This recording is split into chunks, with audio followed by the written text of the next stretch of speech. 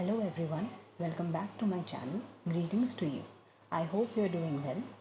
So, in today's video, Fiber to Fabric, class 7th, we are going to cover some extra topics and extra terms that we come across while reading or studying this chapter, and that make you curious to know about different things. So, I really want you to know that terms as well. Okay. So, in first slide, as you can see, artificial silk. Now the question came into your mind, artificial silk. Now अभी तक हमने study क्या किया? Right now we will study about pure silk, natural silk, ठीक है, that we extract from silk moth. But what is this artificial silk? Artificial silk is nothing, it's an semi synthetic silk. Semi synthetic मतलब it's a half silk. Main मतलब basically जो इसका main by product है वो हमें nature से ही मिल रहा है, but then after extracting that byproduct हम उसमें कुछ केमिकल्स वगैरह डाल के लेबॉर्ट्री में उसको किस में कन्वर्ट कर रहे हैं? थ्रेड की फॉर्म में, यार्न की फॉर्म में कन्वर्ट कर रहे हैं. ठीक है, तो पहला जो आर्टिफिशियल सिल्क है, ठीक है, सिंथेटिक फाइबर है जो ह्यूमंस ने बनाया 1846 में, वो क्या था? रेयॉन. ठीक है, तो रेयॉन हमारा क्या है? Artificial silk. अब आप सोचोगे आर्टिफिशियल सिल्क ही क्यों बोल रहे हैं? क्यों? क्योंकि इसकी प्रॉपर्टीज़ जो हैं वो एकदम सिमिलर है सिल्क के. That's why we calling it artificial silk. ठीक है, ये चीपर है, ठीक है, सिल्क से इजीली अवेलेबल है, अफोर्डेबल प्राइस में हमें मिल जाता है, बिल्कुल सिल्क जैसा कपड़ा. तो लोग ये प्रेफर करते हैं, ठीक है, क्योंकि कम पैसे लगे एंड हमें वैसा ही प्रोडक्ट मिल जाए with same texture, same style, same shine, same softness, everything same, right. तो हमें रेयॉन फैब्रिक बनाने के लिए हमें बाय प्रोडक्ट क्या चाहिए? वुड पल्प चाहिए, मतलब वुड चाहिए बेसिकली. ठीक है, वुड पल्प के बारे में अभी आपको आगे बताऊंगी. तो ये हमने देखा आर्टिफिशियल सिल्क के बारे में. अब आपके माइंड में क्यूरियोसिटी आ गई होगी, अरे यार सिल्क बनता कैसे है? लाइफ साइकिल भी देखते हैं ना इसकी, आर्टिफिशियल सिल्क की, रेयॉन की. ठीक है, तो नेक्स्ट स्लाइड में हम वो देखते हैं, life cycle of rayon. Okay, so first क्या है? Would cuts into pieces. तो मैंने आपको बताया वुड पल्प चाहिए. वुड पल्प हमें कहाँ से मिलेगा? वुड से मिलेगा. तो हमने वुड को लिया और उसे छोटे छोटे पीसेस में कट कर लिया. ठीक है, अब हमने क्या किया? वुड पल्प बनाने के लिए हमने क्या किया? वुड जो हमने काटी उसको हमने थोड़ा ग्राइंड करके उसको और छोटा किया और उसमें केमिकल्स डाले.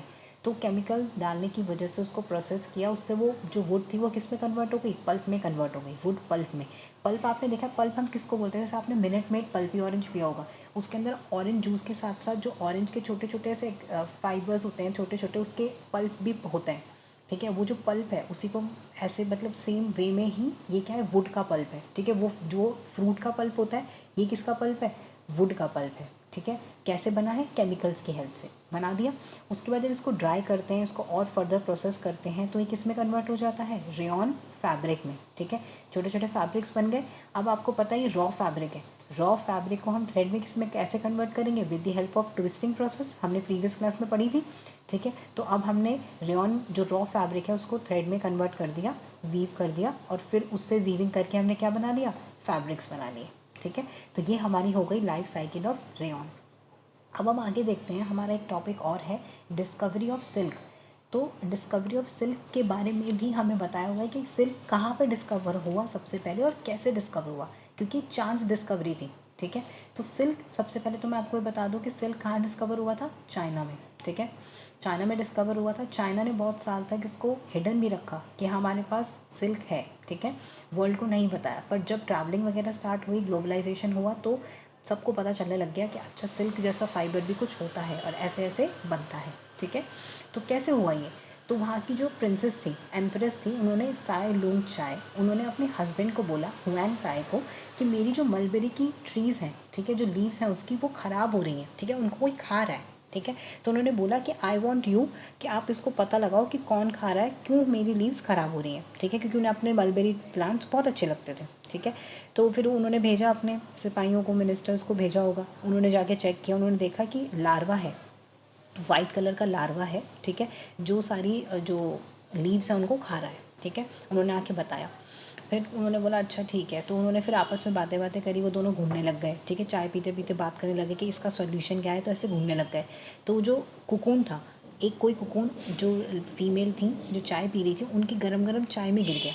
ठीक है, तो जब वो चाय में गिरा, और आपको ये भी बता दूं मैं कि जो टी है वो भी चाइना में ही डिस्कवर हुई थी. तो सबसे ज़्यादा चाय कहाँ पे पीते हैं? चाइना में पीते हैं. ठीक है, ये भी आपको एक्स्ट्रा नॉलेज मिल गई। ठीक है, अब क्या हुआ, कोकून जो है वो चाय में गिर गया, तो उन्होंने ध्यान से देखा तो वो बड़ा शाइनी था, जो उसकी कवरिंग थी बड़ी शाइनी थी, बड़ी सॉफ्ट थी, वो रेशे बिल्कुल अलग अलग हो गए। तो उन्होंने वो कोकून ले जाके अपने जो उनके जो ड्रेसर था, ठीक है, जो उनकी ड्रेस डिज़ाइन करता था, उनके लिए कपड़े बनाता था, उसको जाके दिखाया। तो उन्होंने थोड़ा एक्सपेरिमेंट किया, रिसर्च वगैरह किया, तो उन्होंने उसको साथ में ट्विस्ट करके और थ्रेड बनाने की कोशिश करी, और थ्रेड बन भी गया। और आपको पता है वो थ्रेड कितना मजबूत होता है, स्टील से भी ज़्यादा मजबूत होता है। तो थ्रेड बन गया, उन्होंने आके रानी को दिखाया, रानी को बहुत अच्छा लगा, उन्होंने ड्रेस बना के दिखाई।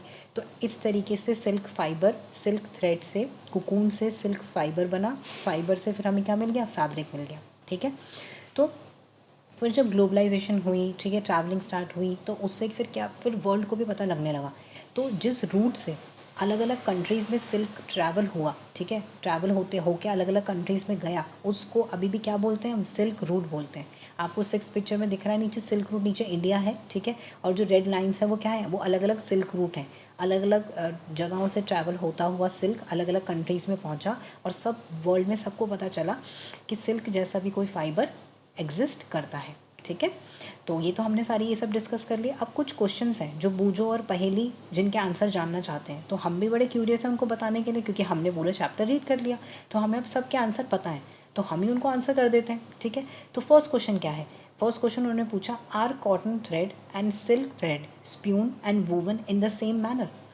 तो उन्होंने पूछा कि दोनों का क्या जो जो स्पिनिंग की प्रोसेस है और जो वीविंग की प्रोसेस है वो सेम है। तो कॉटन हमें कहाँ से मिलता है, कॉटन हमें प्लांट से मिलता है, ये आपको पता है। सिल्क हमें कहाँ से मिलता है, एनिमल से मिलता है। तो स्पिनिंग प्रोसेस तो सेम नहीं है। ठीक है, स्पिनिंग प्रोसेस दोनों की अलग है। ठीक है, आप लॉजिकली सोचो, आपको पता है, सारी प्रोसेसेस पता है आपको, आपने प्रीवियस क्लास में कॉटन भी पढ़ा है। ठीक है, आप सिल्क पढ़ रहे हो, तो दोनों की स्पिनिंग प्रोसेस तो अलग है, क्योंकि वो हमें प्लांट से मिल रहा है। प्लांट के कौन से पार्ट से मिल रहा है कॉटन, याद करो आप, फ्लावर पार्ट से। ठीक है, और सिल्क हमें कहाँ से मिल रहा है, कोकून से मिल रहा है। तो स्पिनिंग तो अलग हो गई, बट वो जो वूवन है या वीविंग जो प्रोसेस है वो तो सेम है। हमने पढ़ी है, 2 वीविंग प्रोसेस पढ़ी है हमने, निटिंग और वीविंग। ठीक है, तो वो तो सेम ही होती है, वो सेम है। ठीक है, तो ये इसका आंसर हो गया एकदम। ठीक है, आप ध्यान से सोचोगे तो आपको बिल्कुल आपको रिलेट करके पढ़ना है एकदम। ठीक है, क्योंकि आपने प्रीवियस क्लास में कॉटन पढ़ा है, अब आप सिल्क पढ़ रहे हो, तो आपको रिलेट करना है चीज़ों को। ठीक है, तो अब हम देखते हैं नेक्स्ट क्वेश्चन। नेक्स्ट क्वेश्चन उन्होंने बूझो पहेली ने क्या पूछा, what is the maximum length of continuous silk thread that can be obtained from a cocoon. तो मैक्सिमम थ्रेड क्या हो, मैक्सिमम लेंथ क्या होती है कोकून जो थ्रेड है पूरे उसकी, तो उसकी कितनी होती है, 900 मीटर। अगर आप 900 मीटर मतलब 1 किलोमीटर से सिर्फ 100 मीटर कम, इतनी लंबी हाइट होती है एक कंटिन्यूअस कोकून से जो हमें धागा मिलता है उसकी। ठीक है, स्टील जितना स्ट्रॉन्ग होता है और ये। ठीक है, सो आप देख रहे हो कितना लंबा धागा होता है, राइट। तो अब देखते हैं next question, why caterpillar need to shred their skin when they grow bigger but we humans do not. आपने देखा होगा कि कैटरपिलर एकदम अलग दिखता है, बट जब वो सिल्क मॉथ बन जाता है तो वो एकदम अलग दिखता है। ऐसा क्यों होता है, और क्यों उसको अपनी स्किन शेड करनी पड़ती है। ठीक है, जो कोकून है उसके अंदर आना पड़ता है। ठीक है, प्यूपा स्टेज आती है, फिर वो उसके विंग्स आ जाते हैं। क्यों ऐसा होता है, क्यों वो अपनी स्किन को शेड करता है, क्योंकि जो उसकी स्किन जो होती है ना वो बहुत टाइट होती है। ठीक है, तो वो उसके अंदर वो रह नहीं पाता, तो उसके अंदर वो नहीं रह पाता और वो ग्रो नहीं कर रही उसके साथ, स्किन एज इट इज़ है। ठीक है, अंदर जो मॉथ है वो ग्रो कर रहा है, तो वो अपनी स्किन को क्या कर देता है, शेड कर देता है। अपनी स्किन शेड मतलब होता है झड़ना, अपनी स्किन को छोड़ देता है। ठीक है, और फिर वो कैटरपिलर किस में कन्वर्ट हो जाता है, मॉथ में कन्वर्ट हो जाता है। ठीक है, तो रीज़न क्या है कि उसकी स्किन उसके साथ ग्रो नहीं कर रही है, बस ये रीज़न है। ठीक है, हमारी स्किन हमारे साथ ग्रो करती है, हम ह्यूमंस की। जैसे जैसे हम बड़े होते हैं हमारी स्किन तो कहीं नहीं जाती, जैसे जैसे हम बड़े होते हैं हमारी स्किन भी बड़ी होती है हमारे साथ। जैसे आपके हाथ पहले छोटे छोटे थे, फिर आपके हाथ बड़े हुए, पर उसके पर स्किन तो अभी भी है ना, कि स्किन चली गई और आप कुछ और ही दिखने लग गए, ऐसा तो नहीं हुआ। ठीक है, तो क्या है ये, तो जो कैटरपिलर है उनकी स्किन उनके साथ ग्रो नहीं करती है, तो इसीलिए वो क्या करते हैं, अपनी स्किन को शेड करते हैं, और वो 3 to 5 टाइम्स अपनी लाइफ में स्किन को कैटरपिलर शेड करता है, फिर फाइनली किस में कन्वर्ट होता है, मॉथ में कन्वर्ट होता है। ठीक है, तो ये आपको रीज़न पता चल गया। ठीक है, तो हमने सब कुछ डिस्कस कर लिया चैप्टर से रिलेटेड। एंड नेक्स्ट वीडियो हम कीवर्ड्स और एक्सरसाइज क्वेश्चंस भी डिस्कस कर लेंगे। I hope you like this video. Thank you so much for watching.